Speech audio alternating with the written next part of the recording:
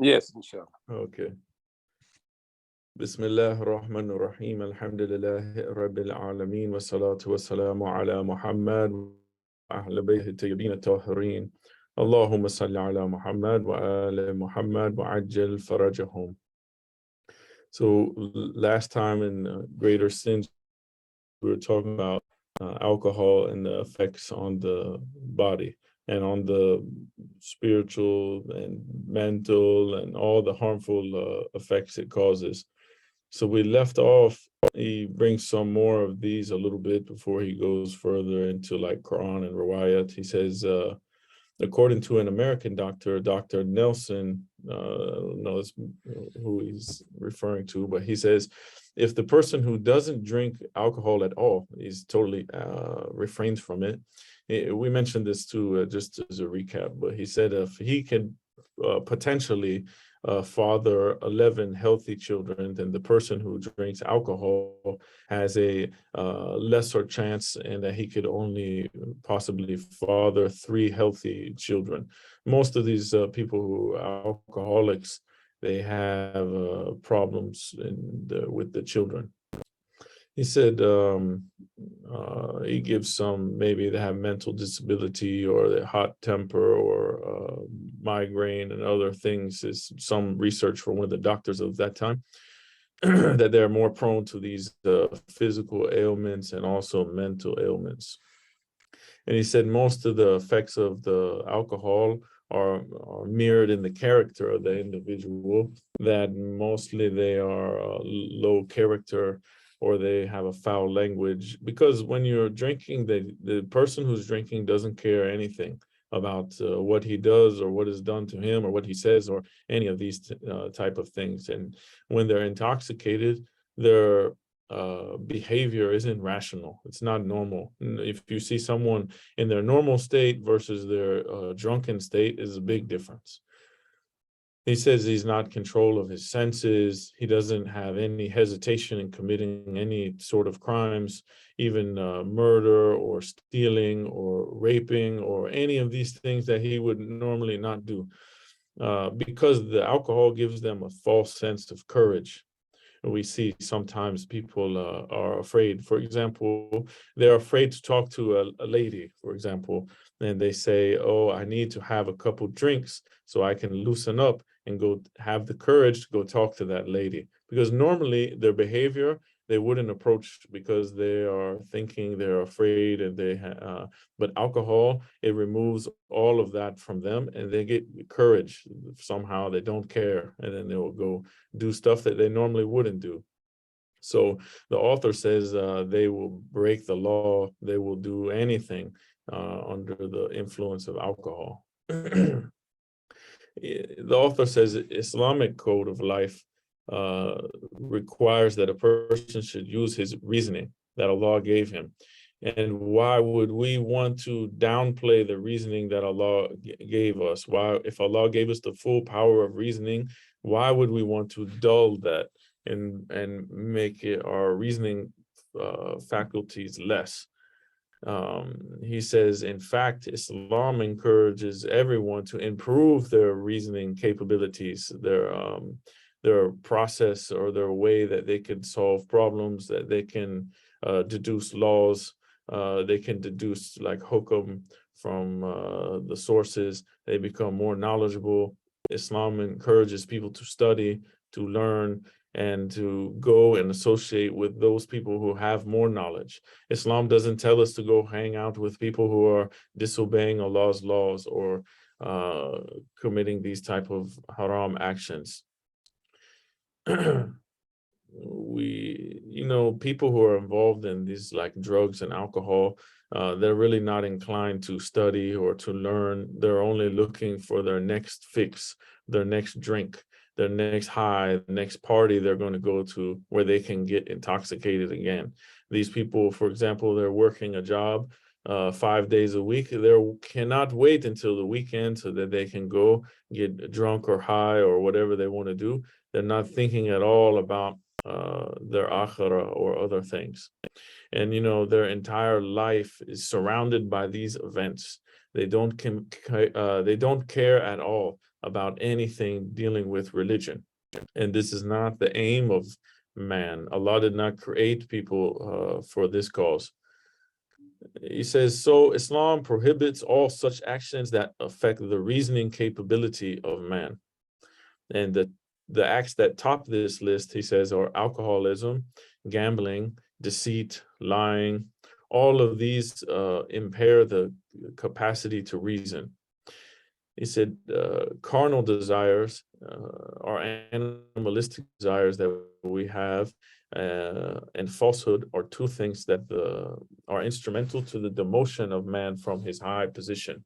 And we said, لَقَدْ خَلَقْنَا الْإِنسَانَ فِي أَحْسَنِ تَقْوِيمٍ. Certainly, Allah says, certainly we created you in the best of modes. ثُمَّ رَدَدْنَهُ أَسْفَلَ سَافِلِينَ. And then we reduced you to the lowest of the low. إِلَّا الَّذِينَ آمَنُوا وَعَمَلُوا الصَّالِحَاتِ. Except those who believe and do righteous deeds.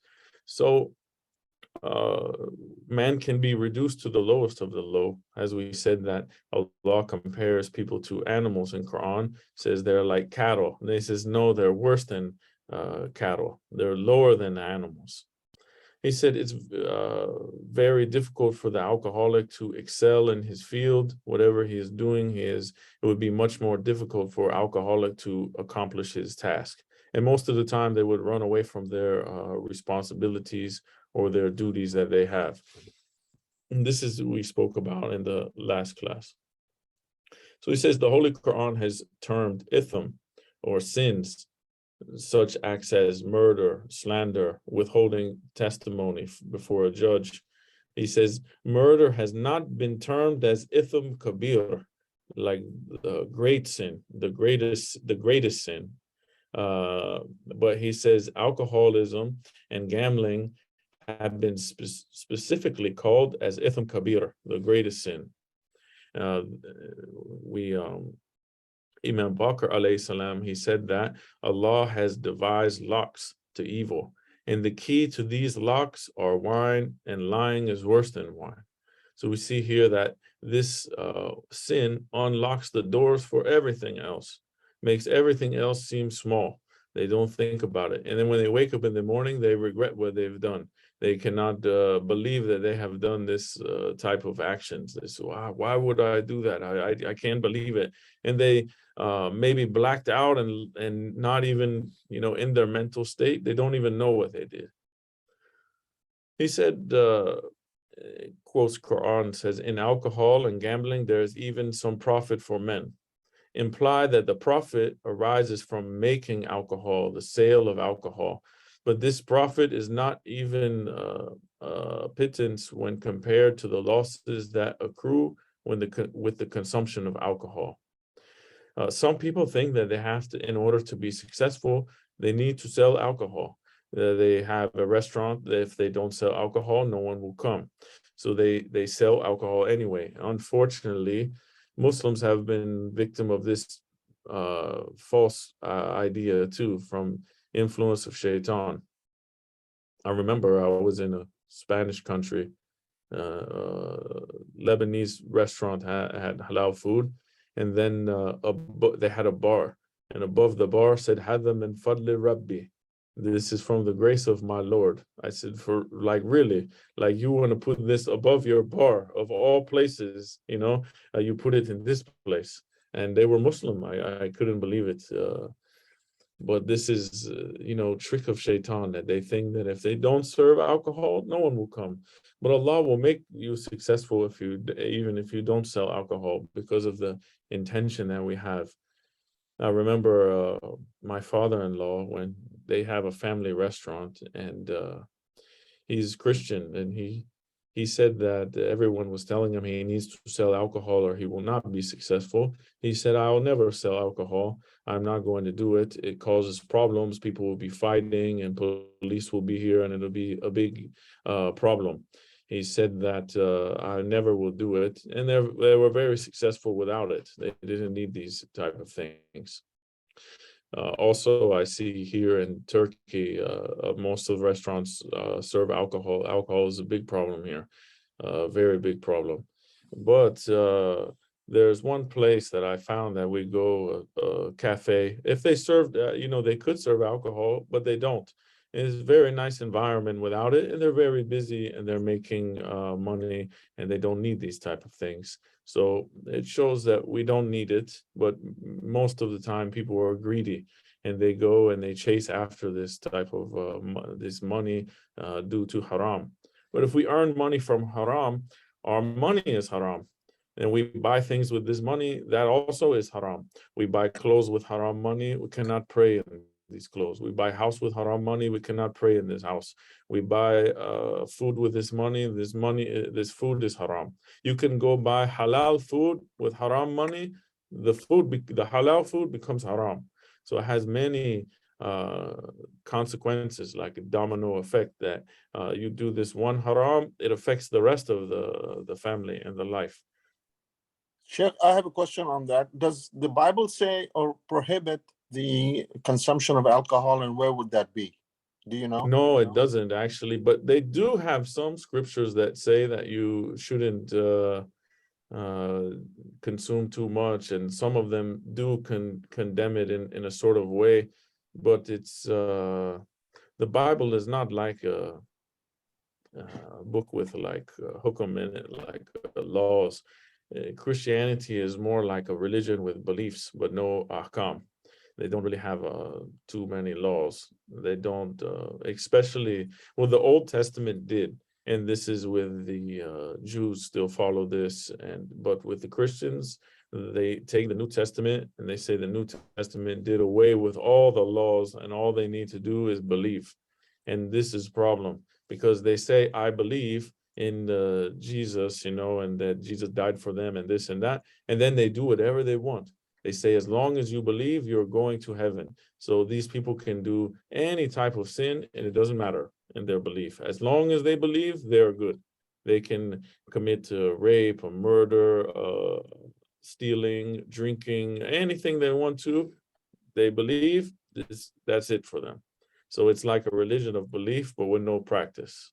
But the Mormons have prohibitions, though, and I believe Yes, some of yes, the other Mormons do. Protestants. Normal, I can't say normal, but the ones we are used to, like Protestant Christians and Catholic Christians, they do not consider Mormons as Christians. But I had this discussion with my grandfather. They don't consider them Christians at all. But I said, according to your belief, if they believe Jesus died for their sins, then they are going to heaven too. It doesn't matter what everything else they have. If your doctrines differ, anyone who says this testimony, they are going to heaven and they are a believer. He said, yeah, you are right. So I said, oh, why you say they go to hell if you believe in this way? But there was no answer. So in their doctrine, anyone who says it, because there's so many different denominations of Christians, Baptist and Methodist and Protestant, like Pentecostal and Methodist, and all these names go on and on and on. They all have differences, but at the end of the day, and they're according to their belief, they don't, even though they don't like those other groups and they think only their group is going, they have to admit, according to their doctrine, that anyone who believes in that statement will go to heaven. Yeah. So he says the loss of character, the loss of mental and physical health, and over and above all this, the loss of Allah's mercy and blessings in the hereafter. These are the effects of the alcohol, that the negative effects, which outweigh way more than the small amount of money or whatever they will earn from their alcohol sales. For example, we mentioned all these physical effects. There are also spiritual effects of alcohol that are detrimental to us, that people thinking, oh, maybe I drink a little bit and it's not going to kill me or hurt me or harm me, even though the studies say otherwise. But we have narration from Hujr ibn Adi, rahmatullah alayh. He asked Amir al-Mu'mineen, he said, Ya Amir al-Mu'mineen, who are the alcoholics? Imam Ali alayhi salam answered, the alcoholics are those who consume intoxicants whenever they find some. 40 nights, the prayers of those who consume intoxicants will not be accepted. So they still have the command of their wajibat, that if they drink, they have to make salat. Obviously, they cannot just say, I'm not going, my prayers are not accepted, so I'm not going to pray for 40 days, and day 41, I'll start again. No, they still have to pray, but they don't get the barakat from praying. They don't get the reward or the blessings of praying. They just fulfilled their wajib action and they discharged their duty, but no blessings from those prayers. This enough is, should deter someone from this. Imagine someone is drinking every day, or even if they drink every 40 days, they don't get anything out of these prayers. They only fulfilled their wajib action, but no good deeds are coming from this action either. No rewards, no blessings, no reward in akhirah, nothing. So this alone should deter a person from this action. He quotes Quran, Surah Ma'idah, ayat 90. He says, "O you who believe, surely intoxicants and games of chance and sacrificing to stones set up and divining by arrows are only an uncleanliness." It's like something, they call it rijs, like a najis, something unclean. He said, "They are shaitan's works. Shun it, stay away from it. Therefore, you can be successful if you stay away from these things."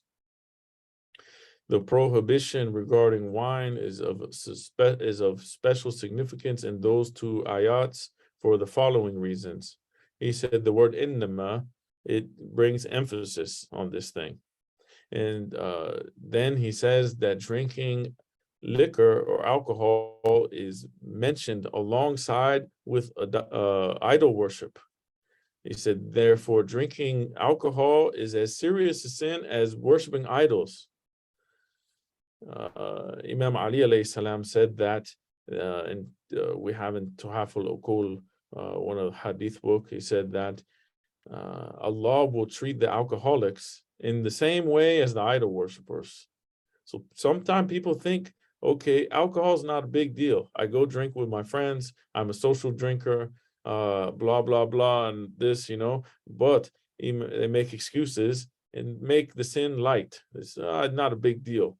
But Amir al-Mu'mineen alayhi salam said they will be treated the same way as idol worshippers. So someone would say, who let's say a Muslim, he's drinking alcohol, they say, would you worship an idol? Astaghfirullah. No, I will only worship Allah. But it's in the same category. They'll be treated in the same type of way. So it's a very serious sin to do this. The same as people are saying, like, they're drinking alcohol and someone bring a pork to their table. It's astaghfirullah, I'll never eat pork. I'll never eat haram.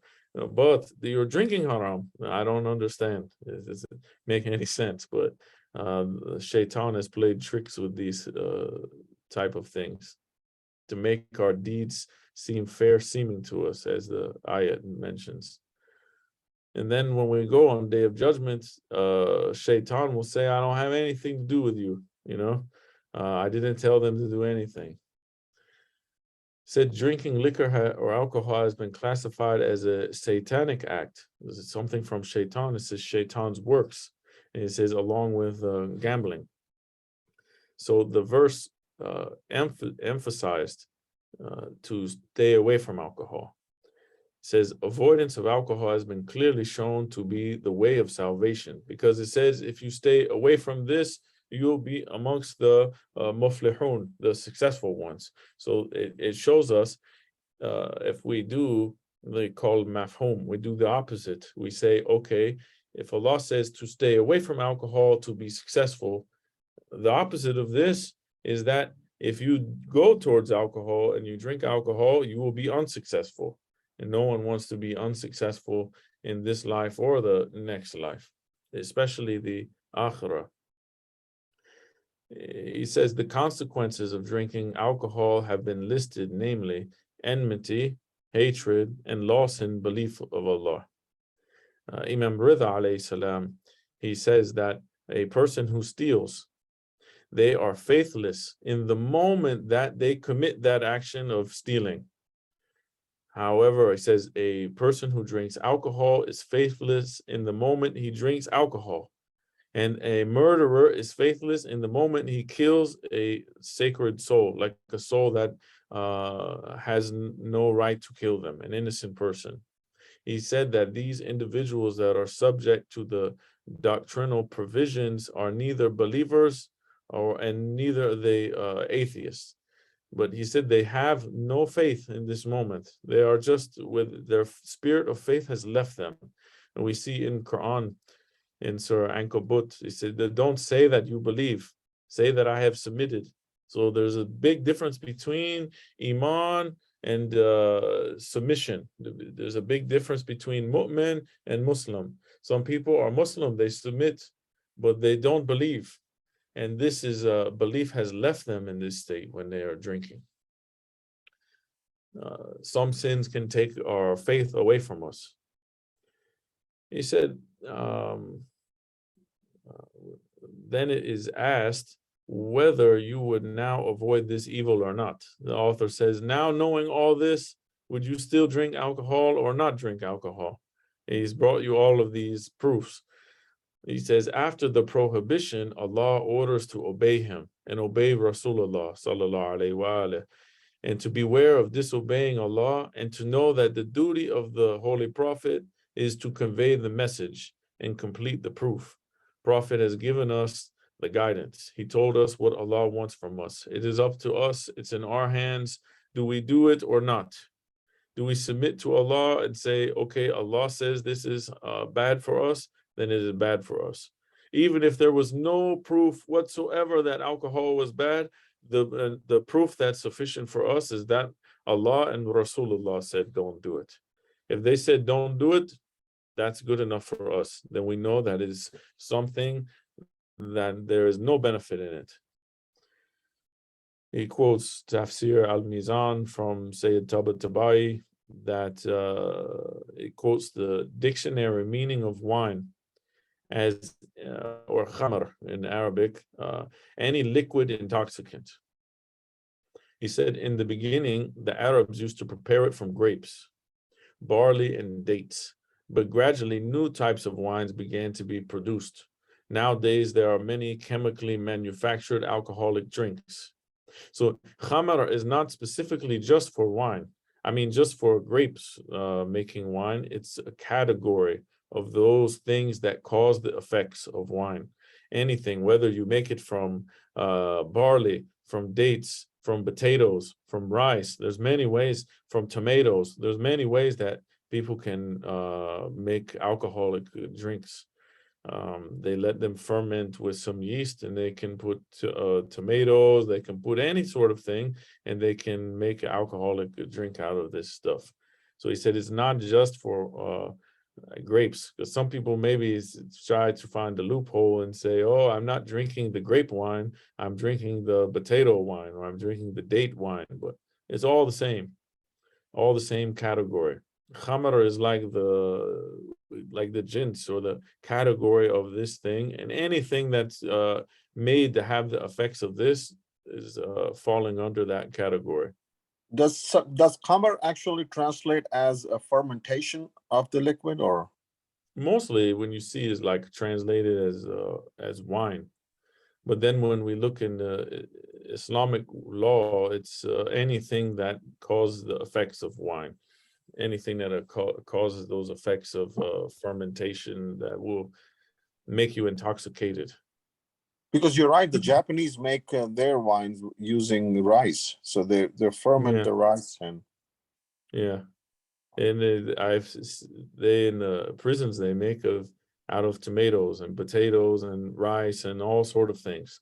If they don't have grapes, they find some sort of way they make it, and they so it falls under the same category because the result is intoxication. So anything that causes that result falls under this category. I see. Okay, thanks. You're welcome. So he said all these can produce varying degrees of intoxication, but however slight the intoxication a drink may produce, it is considered haram. The word rijs, or indecency or impurity, it implies everything that is evil. The Quranic verse equates liquor with indecency. Human nature of its own accord is not inclined towards alcohol. It is the insinuation of shaitan that persuades man to consume such filth. Shaitan creates the illusion in the human mind that by consuming alcohol, one can obtain bliss and a feeling of exhilaration. They make it like, how can you have fun without this? You need this in order to enjoy yourself. Or you want to escape from life's problems? Here, take a drink and you will forget about it. But as we said before, the problem is right there in the face when they wake up in the morning. They also have the problem that they trying to run away from, and new problem of having a headache and vomiting and all these other things, feeling like they are hit by a train or something. He said the Quranic verses declare that it is the shaitan's plan to entice people towards alcohol, gambling, and idol worship, so he can create enmity, hatred among them, and succeed in diverting their thoughts away from Allah and their duty towards the Almighty. I remember one narration about Sahaba find in history books that they got together and they're drinking alcohol, and then they forget all about their Islam and they start praising their idols again. So the alcohol will make them revert back towards these type of things. They're all linked together: alcohol, idol worship, these gambling, and these type of things. He said. He said it creates hatred among them and succeed in diverting their thoughts away from Allah and their duty towards Allah. They will forget salah, they will forget all sort of things. Due to their loss of reason and self-control, they stoop to the lowest depths of inhumane behavior. Under the influence of an intoxicant, everything that is evil and vicious appears to their liking. They get pleasure in destroying other people's wealth, honor, and dignity, ignoring all the norms of civil behavior. They forget all the social norms. Everything is out the window at that point. They can even speak insolently about their own religion, about their own beliefs. They said they sink to the lowest levels of degradation when their own sisters and daughters appear to them as some acts of gratification. Na'udhu billah. They will even insult their own family, their mothers, their fathers. They're looking at their own family members with lust, maybe after they've consumed these alcoholic beverages. Anything is possible at that point. He said when an intoxicated person will easily divulge the most confidential information that he has. These people who drink alcohol usually do things that they normally wouldn't do, and they end up having a lot of regrets once they sober up. You know, they anything that they normally wouldn't do, they forget all about it. They get courage somehow against Allah subhanahu wa ta'ala. He says the 33rd ayat of Surah Araf says, "Say, my Lord has only prohibited indecencies, those of them that are apparent as well as those that are concealed, and sin and rebellion without justice, and that you associate with Allah for which He has not sent down any authority, and that you say against Allah what you don't know." Fawahish is indecency.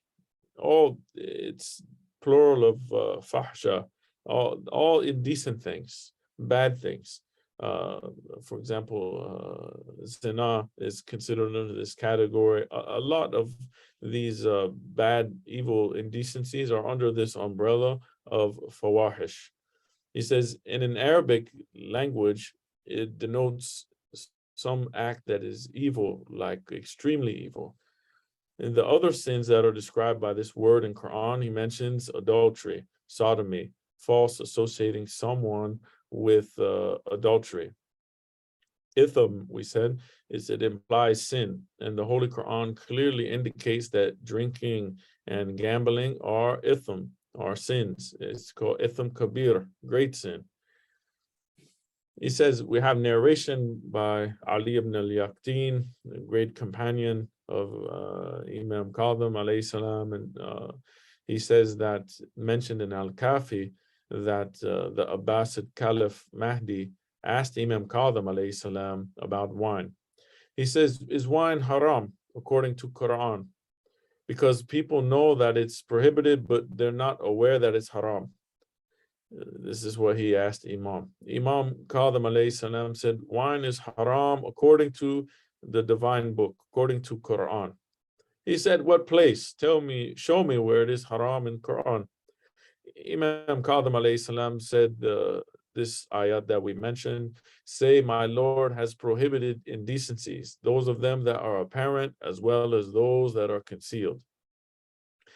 Imam said, as far as the apparent indecencies are concerned, they imply open adultery and in signs that were hung outside the houses of prostitutes in the days of ignorance.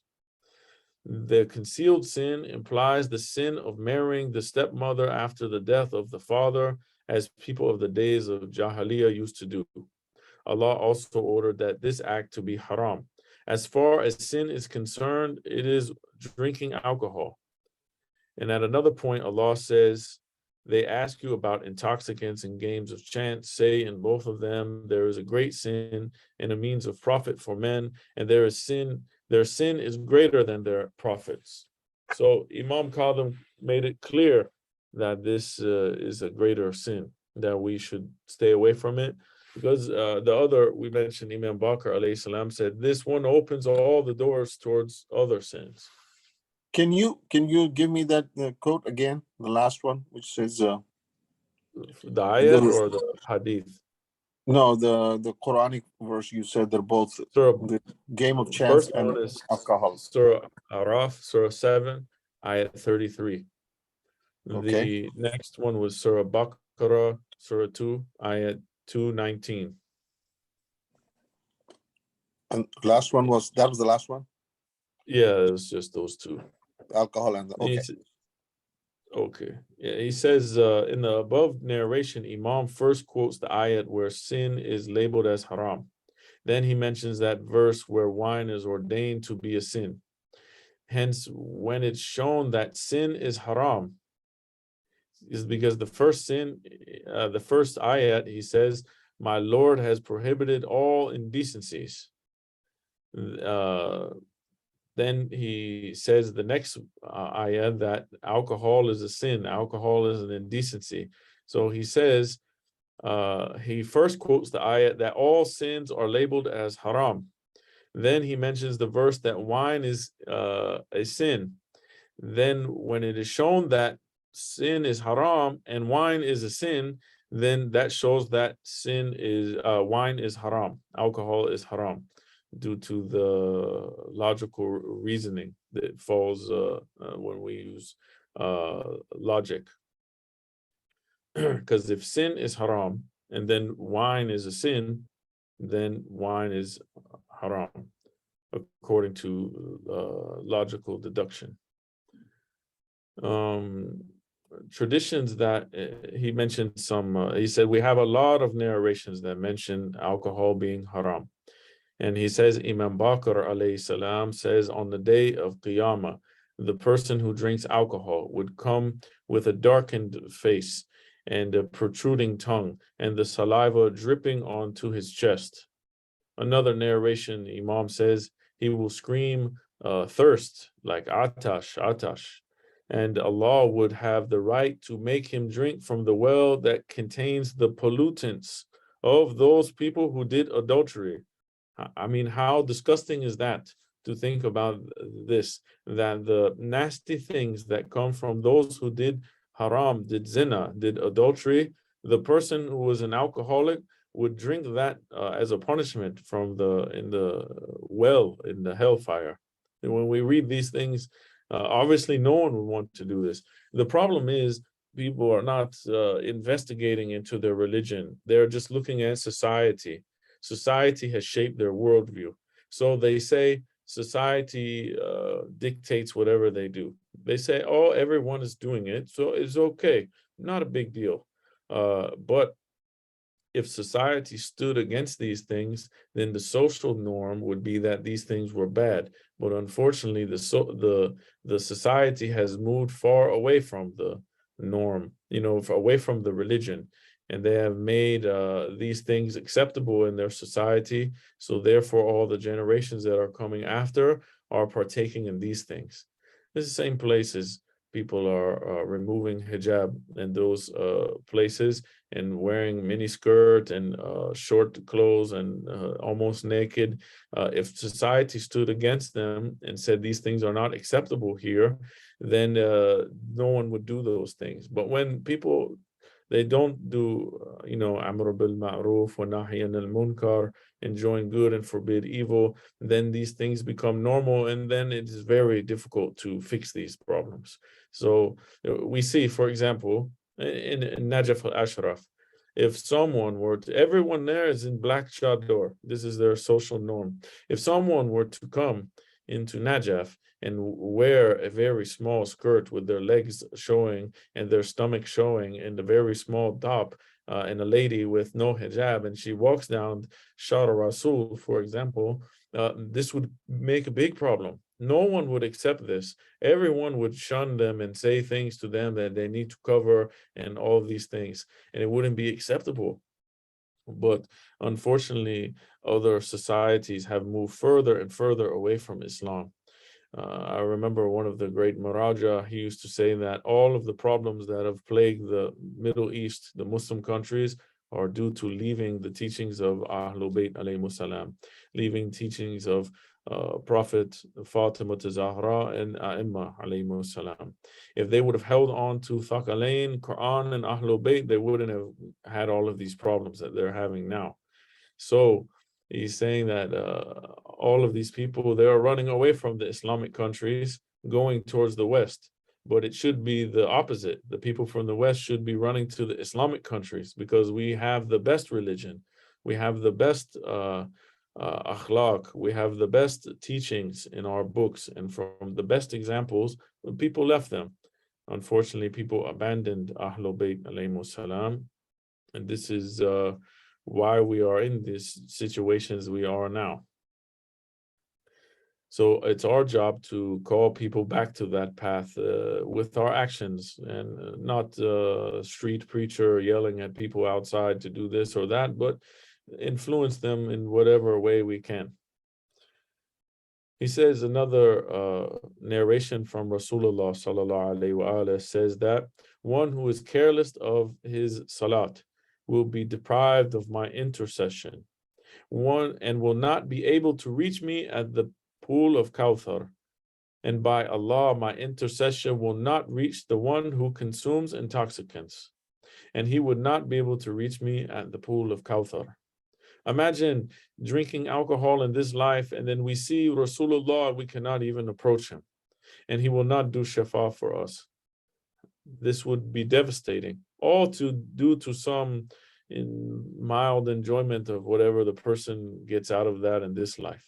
They have ruined their chance to go and greet Rasulullah and to get intercession from him.